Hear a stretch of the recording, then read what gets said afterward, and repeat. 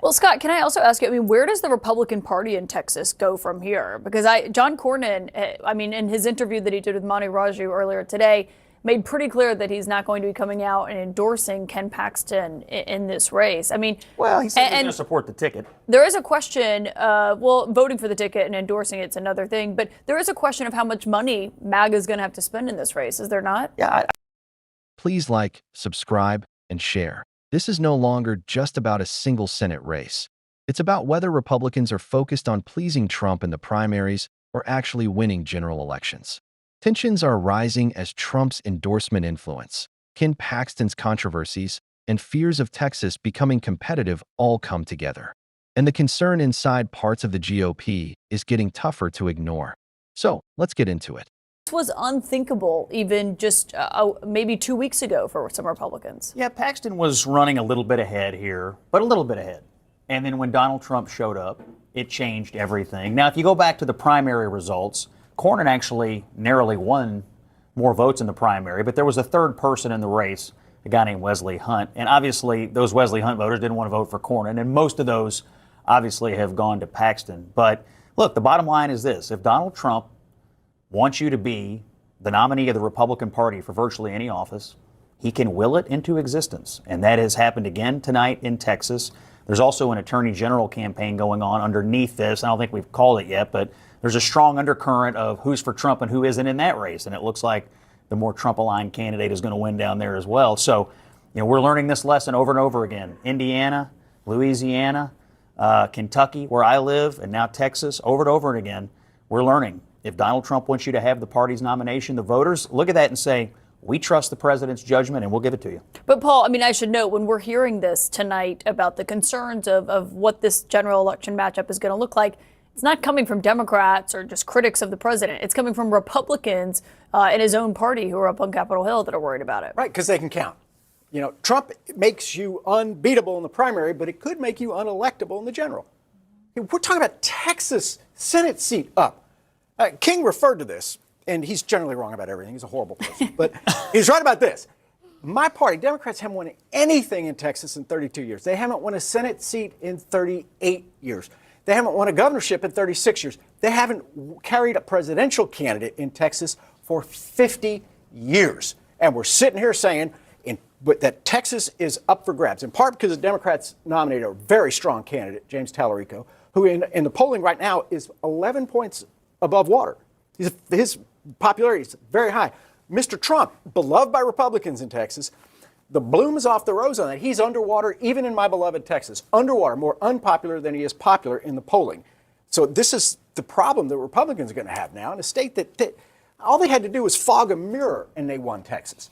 And now they're going to have to fight like hell and spend hundreds of millions of dollars. Well, I mean, Ken Paxton is someone who has been MAGA aligned. He is someone who, way before Trump, was suing the Obama administration many times.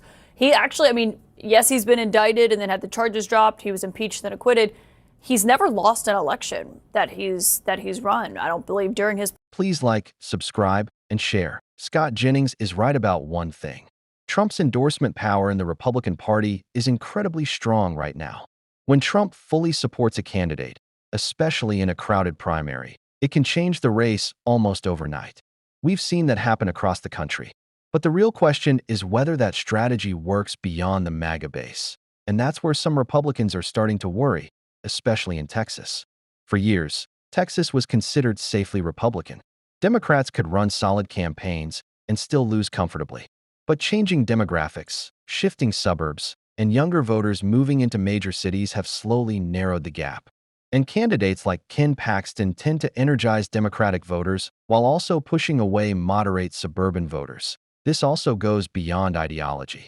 Paxton has faced years of legal investigations, impeachment fights, ethics issues, and corruption allegations. While he survived politically so far, general election voters usually care more about stability and competence than primary voters do. That's why concerns about Republicans spending massive amounts of money in Texas are important. If the GOP has to defend seats that were once considered safe, it weakens their position nationally. The trend is already clear. Under Trump, Republicans gained support in rural areas but lost ground with college-educated suburban voters, especially women in places like Dallas, Houston, Austin, and even Atlanta. Those changes are turning once safe states into real battlegrounds. And Democrats are increasingly eager to face the most MAGA-aligned candidates possible in competitive races.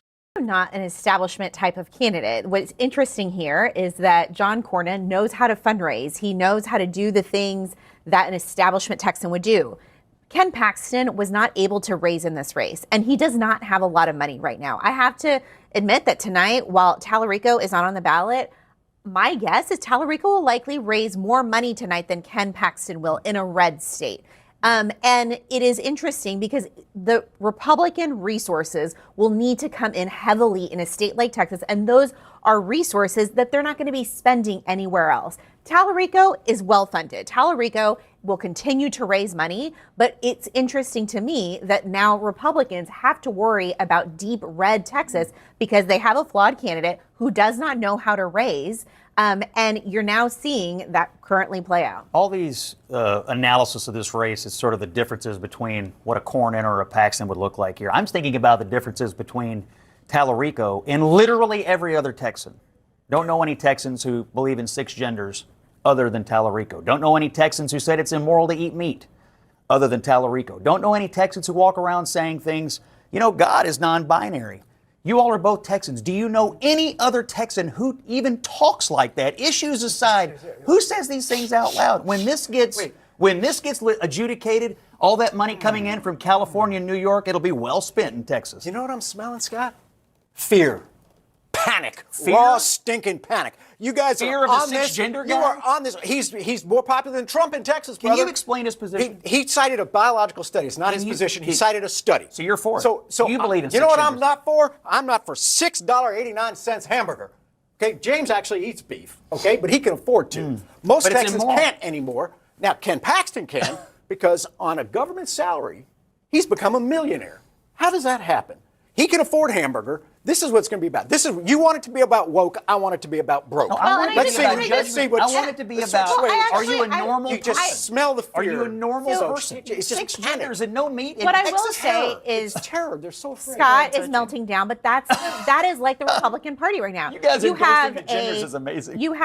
I'm not endorsing that, and neither Oh. is Tallarico, to be honest. Whoa, with you. whoa, whoa, whoa, But whoa, Let her whoa. make her hold on, point, Scott. I'm not- Let her make her point, Scott. Let me make my point. He is an 8th generation white Texas male who loves meat and talks about the cost of living in the state, is appealing to a moderate electorate, including Republicans who don't want to vote for Paxton, and Republicans are running completely scared right now. And I So, think that is just what for the concern- record, what I will say, neither of hold you on, can define but a I want- gender what- thing. when we're talking about morality and values and stuff like that, you have Paxton here who was married for almost 40 years, and his wife, who knows him the best, ended their marriage on biblical grounds. What does that mean? I'm a Catholic. I will say that either means you cheated on your spouse with a man or a woman, or you went ahead and abused your spouse. I will say that is, when you're talking about judgment, a woman who has known that man for 40 years, that is judgment. I also ask you, where does the Republican Party in Texas go from here? Because John Cornyn, in his interview that he did with Monty Raju earlier today, made pretty clear that he's not going to be coming out and endorsing Ken Paxton in this race. Well, he said he's going to support the ticket. There is a question, voting for the ticket and endorsing it's another thing, but there is a question of how much money MAGA is going to have to spend in this race, is there not? Yeah, I don't disagree. It's going to be an expensive race. I think money will be spent by both sides. And Tallarico, being popular among donors in California and New York and Massachusetts, is never going to wash off the weirdness of the gender thing, of the meat thing, of the God is non-binary, of the Bible actually, endorses abortion. All of these things, wherever you are on the issues, who talks like that? No Texan that you know actually speaks these things out loud, other than Paul. I guess tonight he's latching on, but no other Texan speaks this way. Paxton, he'll speak like a normal person. He'll have positions that But are if he's center, talking about center right. affordability, to Paul's point, he'll have center if he's right talking about positions. affordability, to Paul's point, is that something that could be And more effective with Paxton voters will talk that are about worried about affordability that? when he talks about cutting taxes and rolling back regulations and creating jobs How did making Ken- energy prices how low. did That's Ken what he'll Paxton talk become about. A millionaire. He makes $153,000 a year as Attorney General. When he became a state official, his net worth, according to his own disclosures, was $175,000. Okay, now he's a multimillionaire. Wall Street Journal says he has 11 homes. That's more than Genders. He's got 11 damn homes. How did he get so rich? You know, to Paul's point, Crooked Ken is what Senator Cornyn calls him. To the question of the Republican Party in Texas tonight, the NRSC, the Senate committee, just put out a statement tonight that does not name Paxton or John Cornyn in this. It was before the race had been projected, but it just says a state that the president won by nearly 14 points is not going to elect James Tallarico, talking about his positions. But, I mean, they didn't mention either of the Republican candidates in this race. Yeah, I mean, I think that's right. The establishment Republican Party, NRSC, has not backed Paxton. And it'll be interesting to see whether they are comfortable running ads, what they're doing. They were going around town, and you know this well, Scott, telling people that if Paxton won this race, that they were going to have to spend $100 million that they don't have on this race. And that seems like a problem. Please like, subscribe, and share. Suburban areas around Dallas, Houston, Austin, and San Antonio have been shifting politically as younger voters, college-educated voters, and independents grow less supportive of hardline MAGA candidates. Republicans still control Texas statewide, but the margins are getting smaller, and that's why GOP strategists are becoming nervous about races they once considered safe. And the Paxton situation goes beyond ideology. He spent years facing FBI investigations, impeachment by fellow Republicans in the Texas House, and accusations of corruption from former aides. Even many conservatives privately believe he's too controversial for general election voters outside the MAGA base.